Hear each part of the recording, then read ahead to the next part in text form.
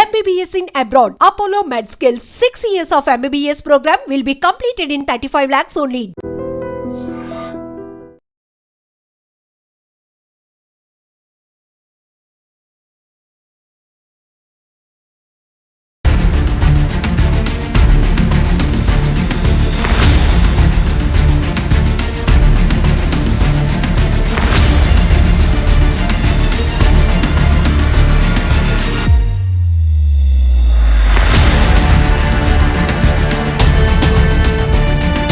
Welcome to ITM channel. This is Pavan. నిన్న జీడిమెట్లలో జరిగిన దారుణం సంఘటన అందరికీ తెలిసే ఉంటుంది కదా. కన్న కూతురే తల్లిని అతి కిరాతకంగా చంపించి ప్రియుడితో కలిసి అంటే ఎంత దారుణమైన సంఘటన అంటే మీకు ఒక ఇన్సిడెంట్ చెప్తాను. 9 నెలలు కని పెంచి మోసి ఆ బాధలన్నీ అనుభవించి ఆ పురిటి నొప్పులు అనుభవించి ఆ బిడ్డని 16 సంవత్సరాలు పెంచింది కంటికి రెప్పలా కాచుకొని. పైగా తండ్రి లేడు, తండ్రి చనిపోయాడు.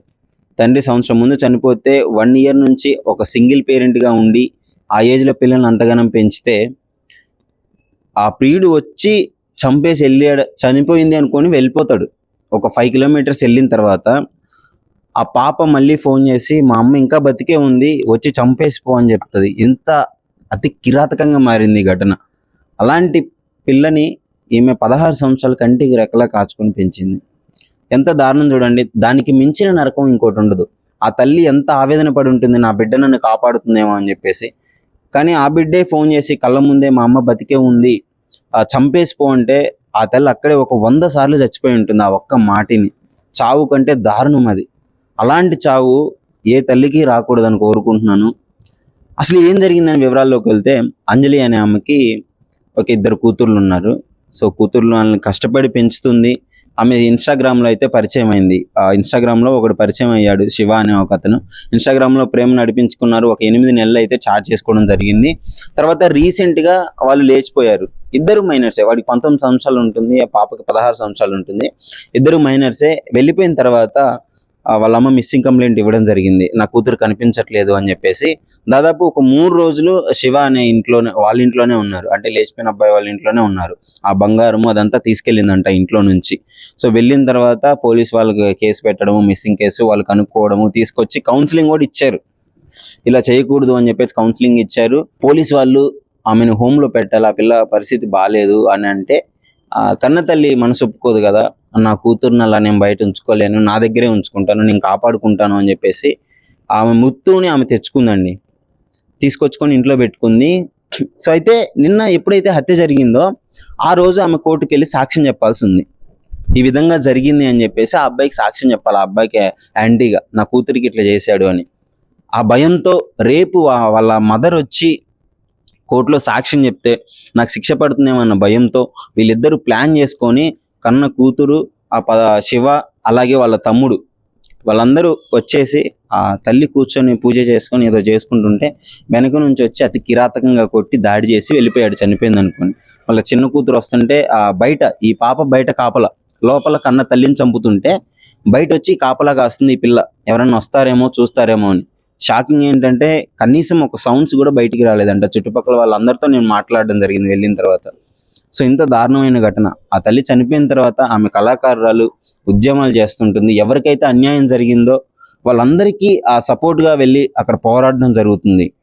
ప్రతి ఇంట్లో ఒక వ్యక్తిగా, అన్యాయం జరిగిన ఇంట్లో ఒక పెద్ద కూతురుగా వెళ్ళి పోరాడుతుంది. కానీ ఇప్పుడు ఆ తల్లి ఇంట్లోనే ఇంత ఘోరమైన ఘటన చోటు చేసుకోవడం అనేది చాలా అమానుష్యం.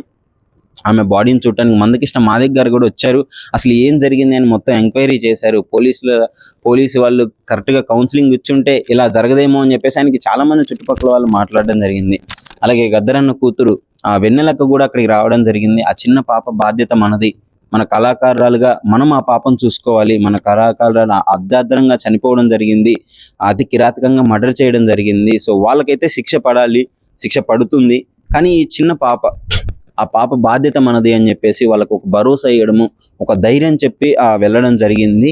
అసలు ఈ ఘటన మొత్తం మీద ఎందుకు ఇలా తయారవుతున్నారు? ఇన్స్టాగ్రామ్లో ఫోన్లు తీసుకొని చిన్న వయసు వాళ్ళు ఫోన్లో ఇష్టం వచ్చినట్టు చాటింగ్లు. అంటే పేరెంట్స్ ఏమనుకుంటారు, పిల్లలు కదా కొంచెం 2 సార్లు అడగగానే ఇచ్చేస్తారు, వాళ్ళు యూజ్ చేసుకుంటారులే, ఎందుకు ఈ విధంగా చేస్తారా అన్న ఆలోచన వాళ్ళకి రాదు.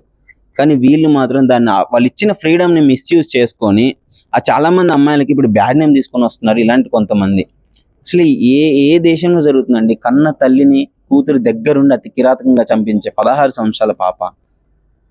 ఎవరు ఎక్స్పెక్ట్ చేయరు. మీరు చెప్పండి, ఇలాంటి వాళ్ళకి ఎలాంటి శిక్షలు పడాలి? అసలు మీ అభిప్రాయం ఏంటి ఈ సంఘటన పైన? నిజంగా ప్రస్తుతం ఉన్నటువంటి సమాజం దేనికి ప్రయారిటీ ఇస్తుంది? ఆర్థిక సంబంధాల చుట్టూ మాత్రమే తిరుగుతోంది. మళ్ళీ ఎన్నికలంగానే చాలా విరక్తి కలుగుతాం. మంచి అనిపిస్తుంది కదా, లేడీస్ కూడా ఛాలెంజింగ్ జాబ్స్ చేసినప్పుడు చాలా బాగుంటది. ట్రాఫిక్ అసిస్టెంట్స్ గా నియమించిన ట్రాన్స్జెండర్స్ అందరితో సాల్యూట్ చేయించుకుంటున్నారు. ఫుడ్ డెలివరీ ఇవ్వటానికి వెళ్ళినటువంటి డెలివరీ బాయ్ అనిల్ పై కళ్ళ ముందు పిల్లలు కొట్టి